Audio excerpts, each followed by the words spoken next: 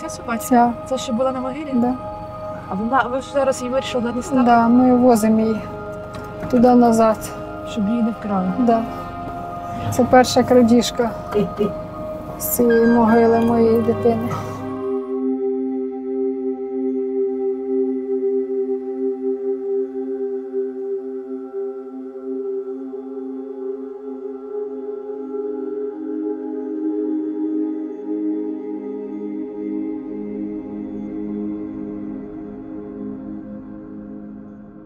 А оцю булаву і свічки повернули? Ні, йде суд, запобіжний захід, її там визначили. Ну, я не хочу, щоб, звичайно, вона там якихось великих мір покарання,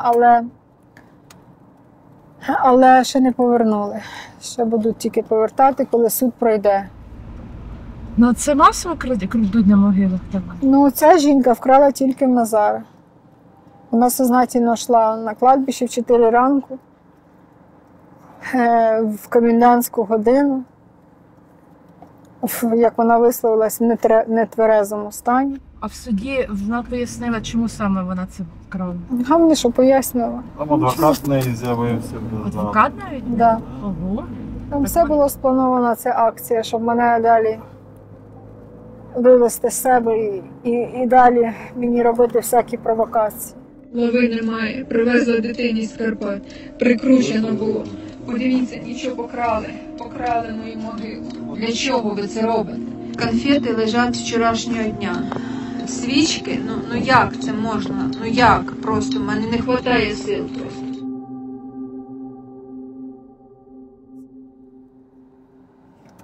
Ось Вінниця, Алея Слави. Поховань ідуть багато.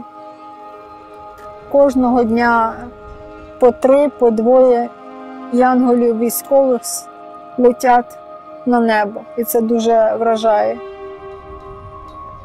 Кожен прапор чиєсь зламане життя.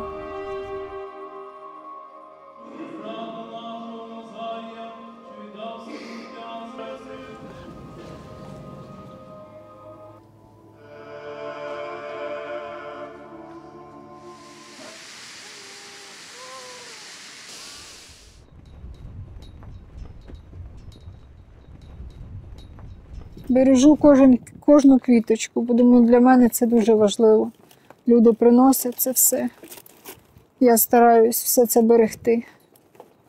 Коли вже дуже вони в поганому стані, тоді тільки я викидаю.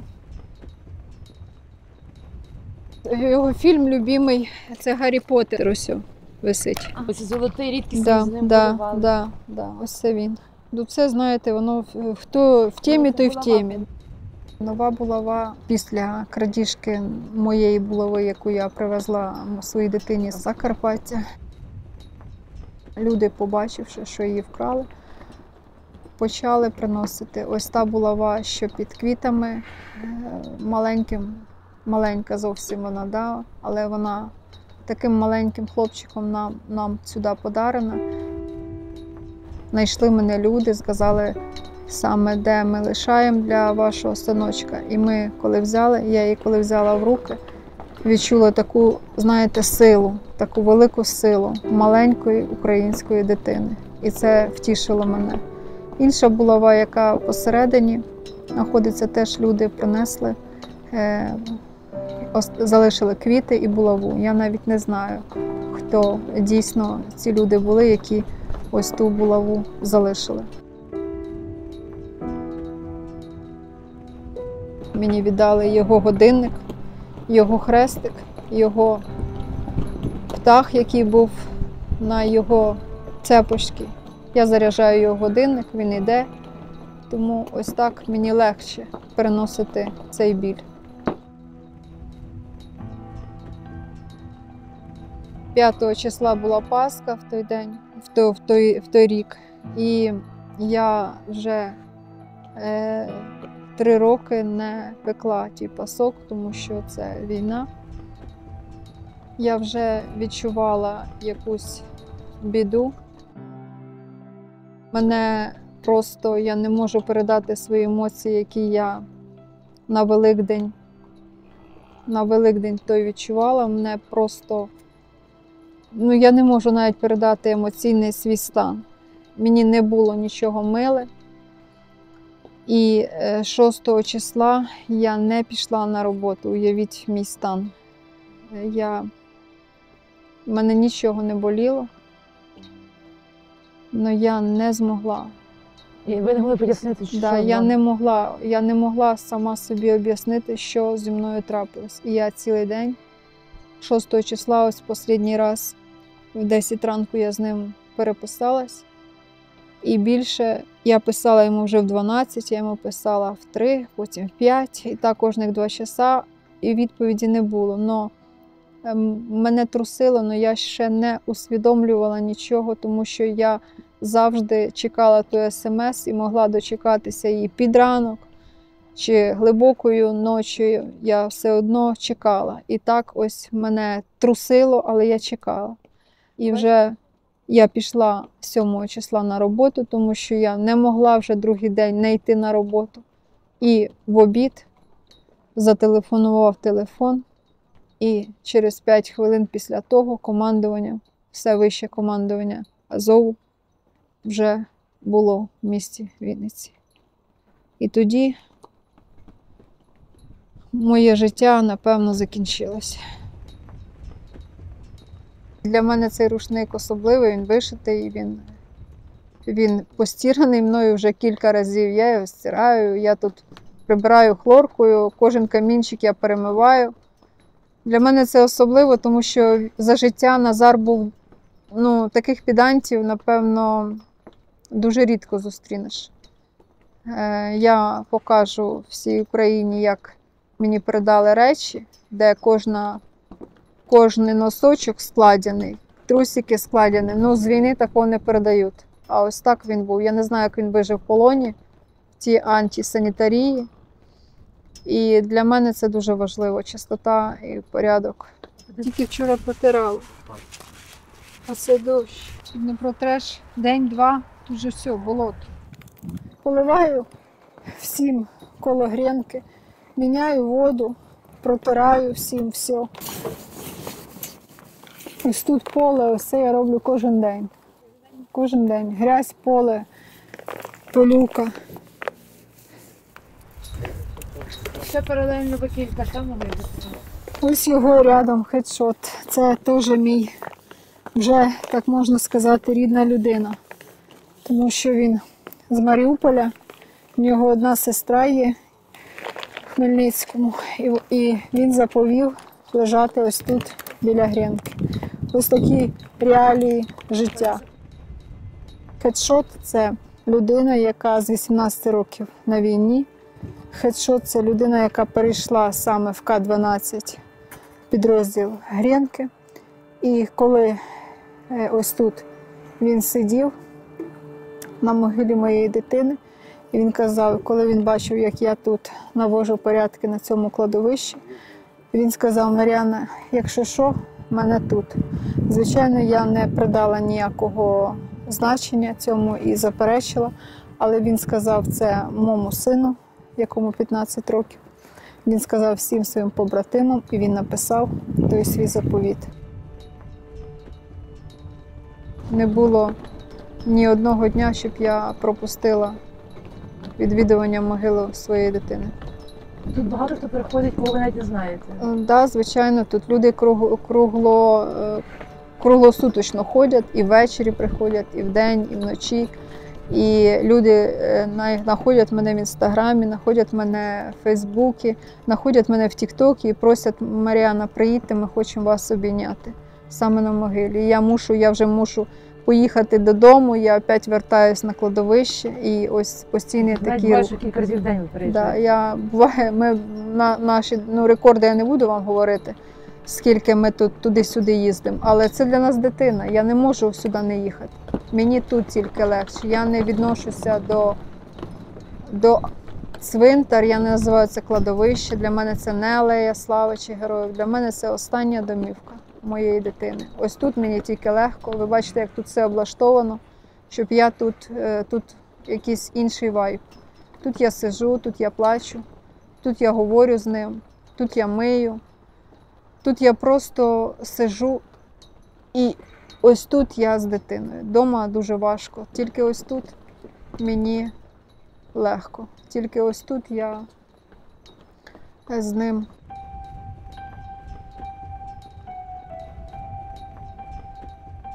В 14 років він вже твердо мені заявив, що він буде військовим.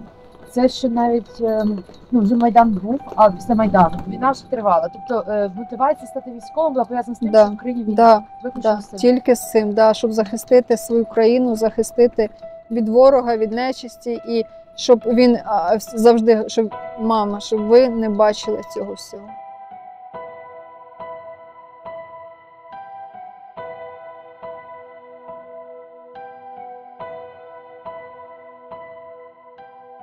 Коли йому виповнилось 19 років, його довго не було на зв'язку. Тоді я перший раз, як то кажуть, посивіла.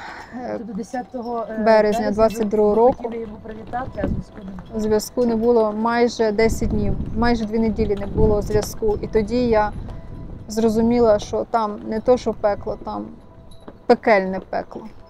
І коли він вже вийшов на зв'язок, це було... Я вже навіть не згадаю, коли, це 10 березня він не вийшов.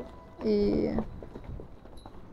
я не знаю, що тоді ми переживали, тому що мій чоловік теж був на війні, він теж ветеран війни. І коли я залишилася одна зі своїми дітьми, ми сідали в коло. Я не читала таких молитв, яких я читала тоді. Ми брались за руку і просто молились. Молились, чекали і молились.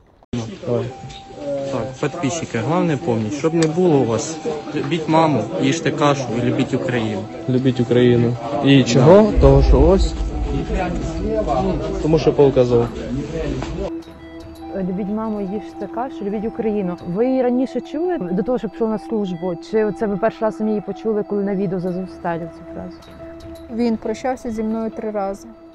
Коли він був в Маріуполі, коли були ще запеклі бої Маріуполя. Він не вірив в те, що він вийде з того пекла. Він не вірив, що їх з полону виведуть. Він не вірив в це. І вже на Азовсталі, в останні дні, в тих підвалах, він записав це відео брату і сестру. Брату і сестрі. Він сказав: любіть маму, їжте кашу і любіть Україну. Це для брата і сестри було? Це було для брата і сестри. Але це було з підвалів Азовсталі. Це такі елементарні, але такі геніальні слова. Так як мій Гренка любив маму, і що для нього сім'я, що для нього брат і сестра, він особливий.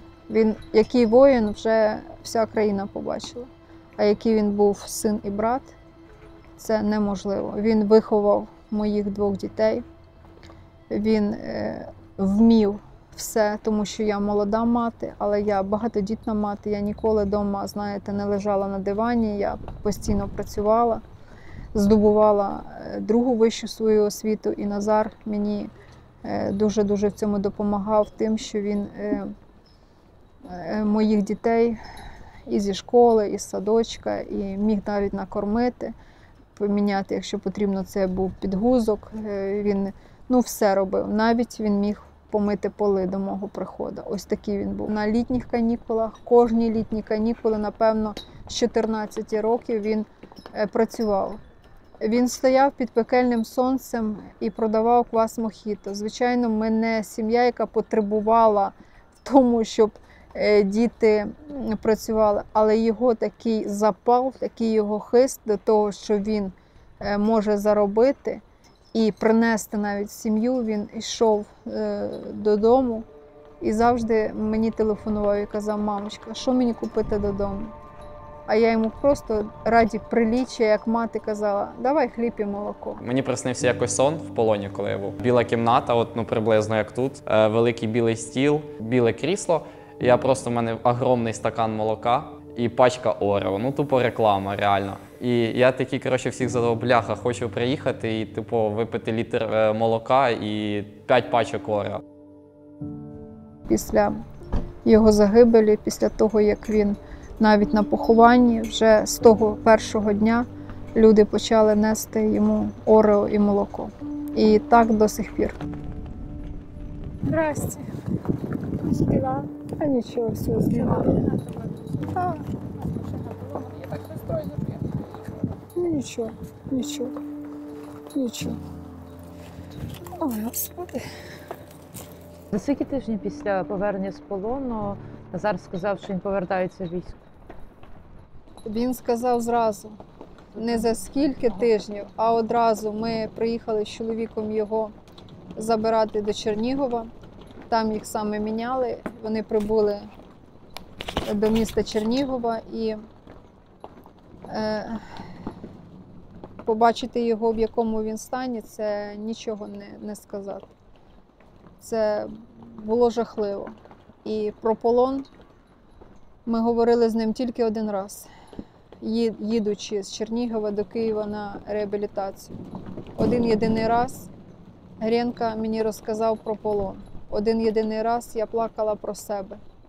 Я не могла, щоб він побачив мій біль, тому що його біль, його відчуття від пережитого просто не то, що струмом били, а це жодна мати би від почутого здригнулась би і не витерпіла цього. Так було і зі мною. Він не хотів розказувати.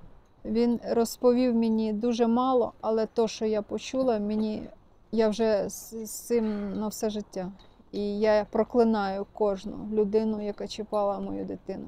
Я проклинаю їх до 7-го покоління, їхніх всіх рідних. Я не знаю, яка їх мати народила. Як такі люди можуть бути в 21 столітті? Як такі люди можуть бути і робити таке з дітьми? На той час Назару було лише 19 років.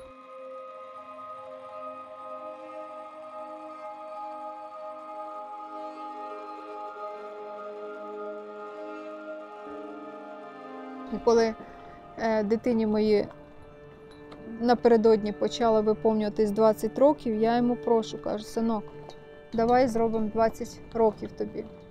Він категорично сказав ні. Він категорично сказав ні, тому що всі мої на війні, всі мої в полоні. Про яке день народження має бути мова? А ось 21 день народження – це вже напередодні, 10.03.24 року. І сказав: мам, я хочу своє день народження. Знаєте, я знаючи його, знаючи свою дитину, мене так, знаєте, аж мене облили ці почуття. Я була в такому дивному стані, я вже почала щось відчувати. Я не знаю, як це все передати, але це було моторошно від цих слів. Звичайно, ми зробили йому день народження, де в нас був останній з ним танець, де останній раз я притуляла свою дитину до себе. Я пам'ятаю всі слова, які я йому сказала, які сказав він мені. Проходьте, проходьте. А сюди можете водичку ось тут. Да. Ось тут водичку. Угу. Дякую вам. Та я вже замерзла, да, тут. Дякую. Дякую вам, дівчата. Да, до побачення. Ось так люди приходять постійно. Постійно мене обнімають, постійно щось висловлюють, говорять, слова вдячності. І це значить, знаєте, це для мами, це бальзам. Бальзам на душу. Знати, що твого сина отак шанують.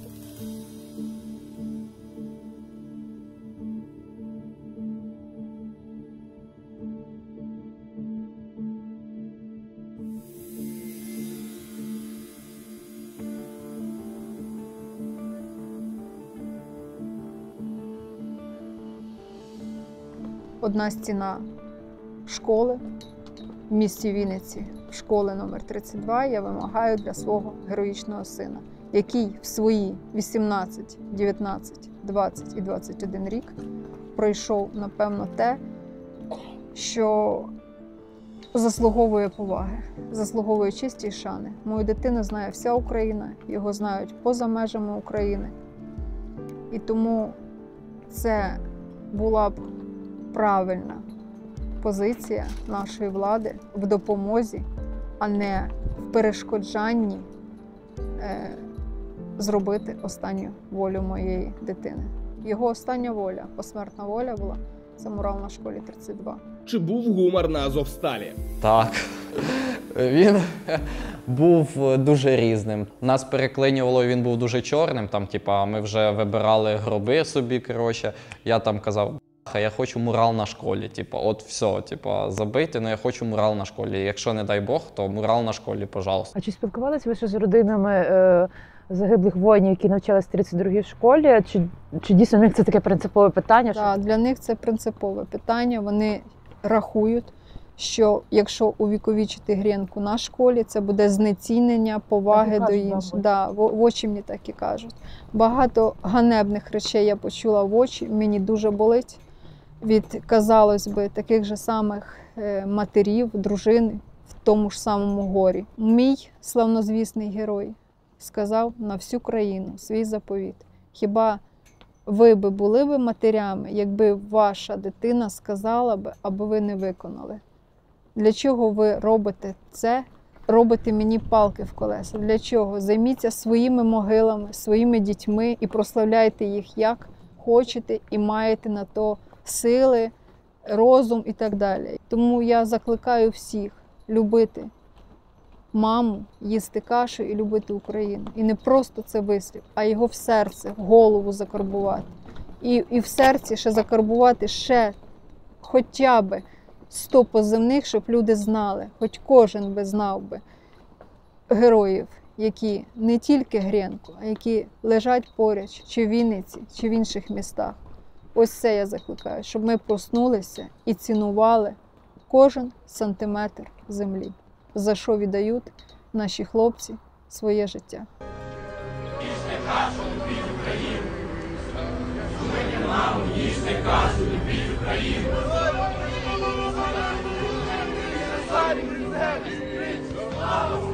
Ми не забуваємо хлопців, які знаходяться досі в полоні. Ми не забуваємо хлопців, які віддали своє життя в Маріуполі. І не тільки в Маріуполі, а на всій території, де були бойові дії. І ви не забувайте, це ваші герої. Заради вас вони віддали життя, заради вас вони боролися. Допоможіть витягнути хлопців.